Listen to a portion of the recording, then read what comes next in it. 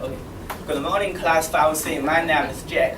Today I'm going to talk about should food companies be required to inform consumers if their food products have been genetically modified.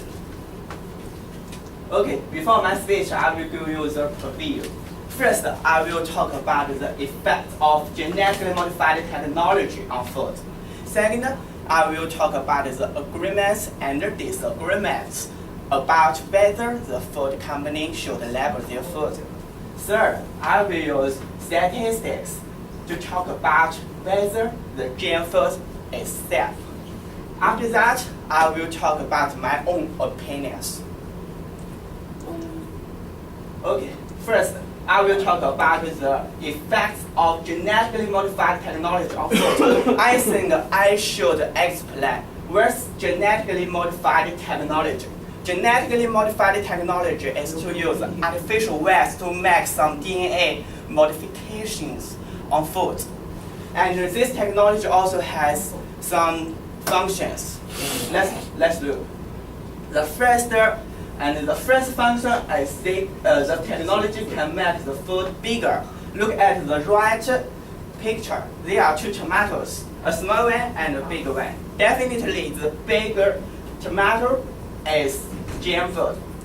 And the second function is that the technology can change the textures. For example, I think everyone has eaten chilies. In my mind, I think the natural chilies are spicy, but we can use the technology to make the chilies taste sweet. And the third function is we can change the colors. We change the food's colors. Look at the left picture.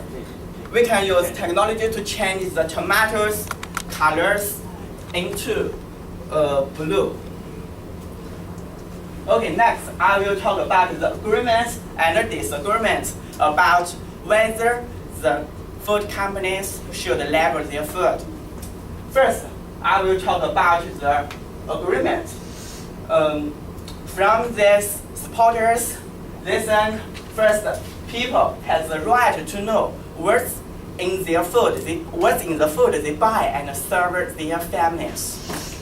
And the second opinion is that labeling the food is very, very meaningful and is significant. Why? Because the GM foods are materially different from the traditional ones. In fact, the DNA in this food has been changed. And the third opinion is the GM food is not very safe because the GM food has some trials and errors, which makes the food more unpredictable than the traditional ones. Okay, the second I will talk about the disagreement. The first opinion is from the chemical and food companies. They claim that they don't need to label their food. Why? Because there is no evidence to confirm or to prove the food are unsafe. And the second opinion is that labeling the food will make the food more expensive for producers and consumers because the component detection, the cost of component detection is very higher. Okay, next I will talk about the statistics. I will use the statistics to talk about whether the GM food is safe. Look at this statistic table. From this table, the first if we depend on the opinions of different genders, we can see that the men are more likely to believe the GM foods are safe. And if we depend on the opinions of different races, we can find that whites are more likely to believe the GM food is safe. If we depend on the opinions of different ages, we will find the people whose age from 18 to 29 and the age from 15 to 64, they are more likely to believe the GM foods are safe. Okay, after that, I will talk about my own opinions. From my point of view, I think the communists should label their food. I give you two reasons. First, every day we consume our food, so we have the right to know the ingredients of our food. And the second reason is we can choose the food according to our personal physical conditions.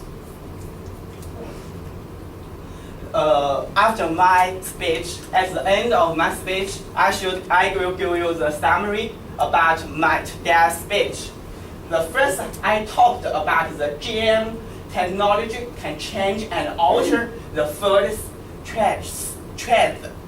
And the second, I talked about the debates about whether the company should label their food. The third, I used the statistics table to debate whether the GM foods are safe. At the end, I talked about my own opinions. And this is my results. Thank you for your listening. Thank you. That's my speech. Have a good weekend.